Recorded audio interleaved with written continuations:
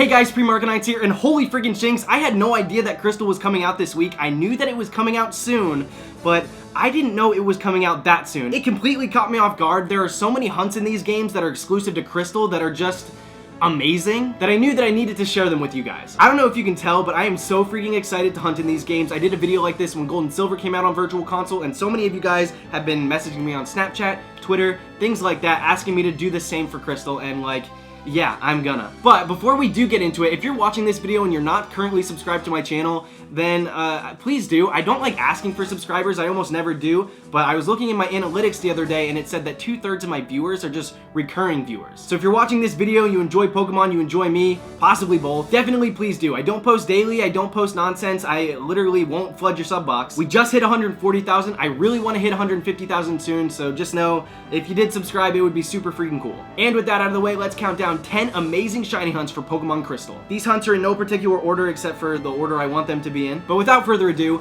let's get into it. Starting off super freaking strong, the whole reason that I'm making this video, so I want to talk about it first. Most people probably would have done this last, not me. And that is a fully legitimate, full odds, shiny freaking Celebi. Now the reason that this is so crazy is that in the original Crystal version, there was a Japanese event that gave you the GS ball. And that particular item is exactly what you need to encounter this in-game event. So before, this event was virtually untouchable except for the people that got the event in Japan, which is a very select few and like hackers, but not anymore. Pokemon decided to bend the rules a little bit and make it available to anybody that downloads Crystal on the Virtual Console. I'll be honest, I really thought that Pokemon wanted us to forget about the GS ball because they put it in like an episode of the anime and then it disappeared forever, but now it's back. I am so freaking pumped that they did this. This is definitely the #1 shiny to go after in Pokemon Crystal, and here is how it works. So just like I said before, you need the GS ball in order to trigger this event, but the difference here is you get it after beating the Elite Four. Some people are going to tell you all you have to do is beat the 8 gyms of Johto. That's not true. Once you finally take down Lance in the Elite Four, all you have to do is go to Goldenrod City, go to the Pokemon Center, and pick it up there. It's also important to know that it's a key item, so it's not really a Pokeball you can use. After that, all you have to do is take it to Azalea Town, to that guy's house who turns your apricorns into like crazy Pokeballs. I think his name is Keith. It's actually Kurt. I like Keith better. He's gonna analyze this thing for like 24 freaking hours. I don't know if changing the Eternal Clock's gonna do anything for you. I probably wouldn't, because it's probably just gonna set you back another day. But once you wait it out, a whole cute little in-game event happens. He takes you to Ilex Forest and ultimately to that shrine. You know, the one in Gold and Silver that does absolutely nothing. But this time when you walk up to it, you're definitely gonna want to save, because as soon as you do, you put the GS ball inside, Celebi floats down, it's super freaking cute, and then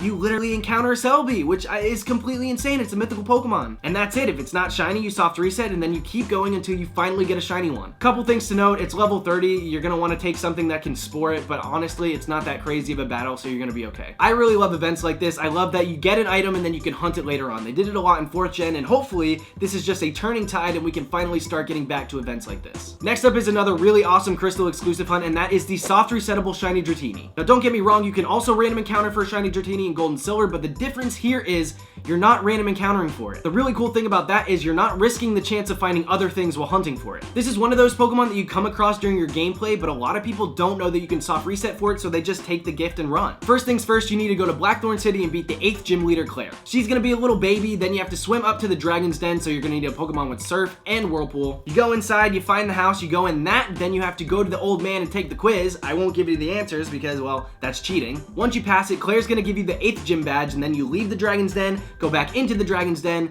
go back up to the house where the guy is, then you save in front of him. That is very crucial. Make sure you save in front, because if you don't, you're gonna get the gift Dratini and you're gonna have to redo all of it. One very cool thing about this Dratini is it's got extreme speed. Dragonite is my all-time favorite Pokemon, so this is definitely a hunt that I'm gonna do. This next one, I don't even know why I put it on the list. It's also available in Gold and Silver, but I didn't showcase it because frankly, I just hate this shiny Pokemon. You guys made a big deal last time, so I'm gonna talk about it now. Yeah, it's a gift shiny Spearow. I won't spend too much time on it. Now on one hand, it's actually kind of cool because I just love the idea of getting gift Pokemon that aren't legendaries or like just exclusives. It's cool to be able to hunt certain Pokemon in just like very odd specific ways like this. But on the other hand, it's a freaking Spearow. Now this guard named Randy, who's wedged himself between Route 35 and Goldenrod City, wants you to deliver mail to his friend on Route 31. This mail just happens to be attached to a Spearow named Kenya. So basically all you have to do is save in front of this guy and keep soft resetting until you find a shiny one. Once again, being one of those hunts that people just don't realize you can hunt for. A little cautionary tale though, for those of you that do end up going for it,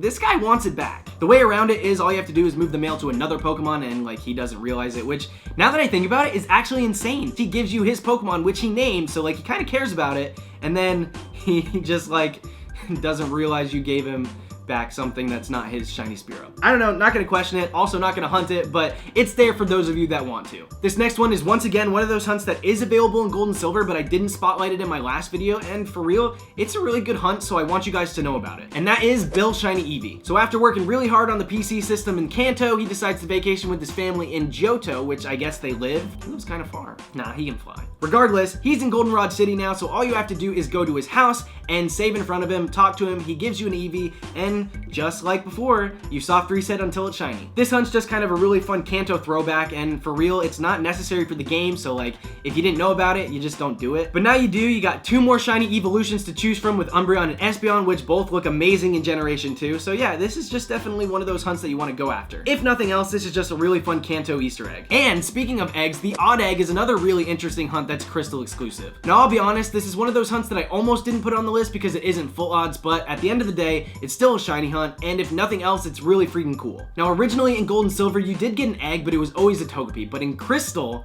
you get, in addition to that egg, an egg called the Odd Egg, and not only can you get one of each of the babies in it, but for real, the shiny odds are insane. Cleffa, Igglybuff, Pichu, Magby, Elekid, Tyrogue, little baby Smoochum, all of those at a whopping 14% chance of being shiny. And if for some reason you think that's crazy, in Japan it was originally 50%. And all you gotta do is save in front of the daycare guy, that's it. And even though for some of you full odds hunters that may sound way too easy, which I mean, yeah, it is, but since there are so many targets, you can just choose one and keep soft resetting until you get a shiny one of that, which for real could take a while, so it's kind of like shiny hunting. I don't actually know if I have the guts to soft reset over a shiny that I got, even if it isn't that rare, and also I don't feel like hatching one egg that many times, but for those of you that do, the option is here. Next up, we have the mascot of the whole entire game for Pokemon Crystal, and that is Shiny freaking Suicune. Now obviously this Pokemon is essential to the storyline of Pokemon Crystal, but what sets it apart so much from Gold and Silver is, in Gold and Silver you had to track down each of the legendary beasts in the wild, find them in the routes. If they're not shiny, soft reset, release them, track them down. If they're not shiny, it's like a whole mess. But in Crystal, Suicune is a static soft resettable encounter, which for those of you that aren't crazy shiny hunters and don't really know what that means, it's easier to hunt. And here's how you make it happen.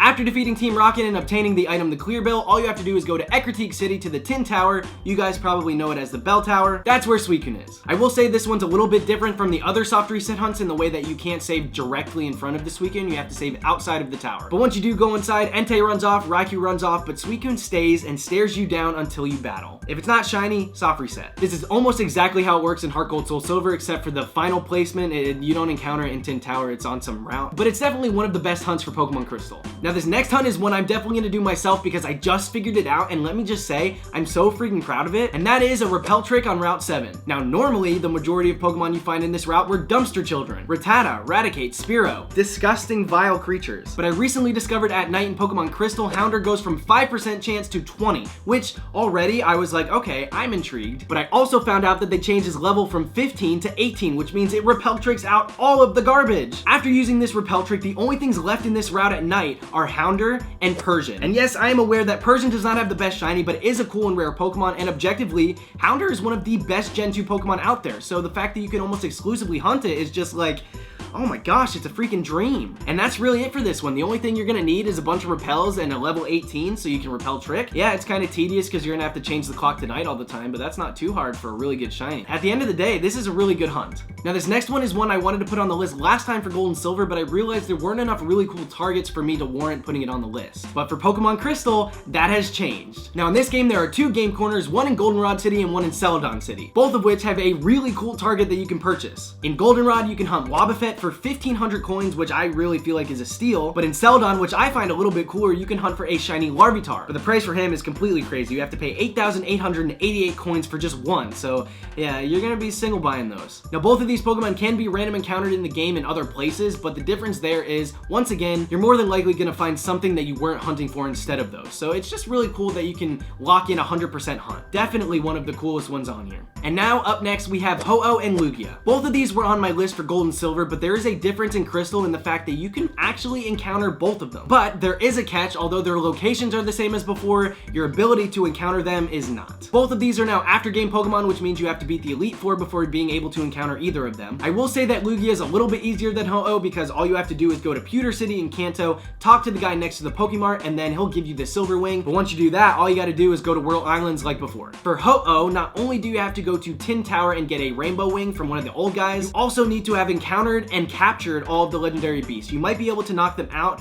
but I don't know why you would, because they're legendary Pokemon. Like, you should catch those. And when you've finally done all of that, all you have to do is go to Ecruteak City, go back to Tin Tower, and Ho-Oh will be there waiting for you. Like I said in the other video, these two are battlers. Make sure you're prepared. Come with a Master Ball. If not, have a Pokemon with Spore, something with False Swipes, and pay attention to their PP, because if they start struggling, you're probably gonna fail it. I just wanted to spotlight these two again because I want to see more people hunting them. They're really cool shinies, and to see them being hunted in 2nd gen, especially in Crystal, it's a little unheard of, so it'd be really cool if some of you did this. And last but not least, number 10, the final spot on this list is dedicated to not one shiny, but a bunch of shinies. All of these hunts are soft resettable. I've talked about them before in the Gold and Silver video, but they're also available in Crystal, and they're just such good hunts that they needed to be talked about again. I'm not going to spend too much time explaining all of these again, but the list is as followed. There's a soft reset Lapras in Union Cave on Fridays. There are runaway Electrodes at the Rocket's hideout. There's a hidden gift shiny Tyrogue, which is super underrated. Shucky the Shuckle, which you're taking care of, is also not shiny locked, which a lot of people didn't know before. And finally, Headbutt trees are here to stay in Pokemon Crystal with a lot of really great targets, one of the best being Heracross. If you want to know more information on how to hunt any of those targets, I did a whole video on them before. The link will be up here somewhere. It's going to pop up across the screen. They're just really freaking cool hunts, and I didn't feel right not talking about it, even though I've talked about them before, because I know new people are going to see this video, and just because you didn't see the last one doesn't mean you should miss out on some really good targets. But that's going to do it for this edition of my videos. I hope you enjoyed this little Crystal countdown. If you did, please give this video a thumbs up. If you enjoy videos like this where I count down the best hunts of each game, leave it in the comments below. For all you new shiny hunters that are just starting out in Generation 2, I hope I helped you pick out some really good hunts to go after. Either way, they're just really fun videos to make. But once again, thank you guys so much for watching. More videos are coming very soon, but until next time, this is Pre-Market9 signing out. See you guys later.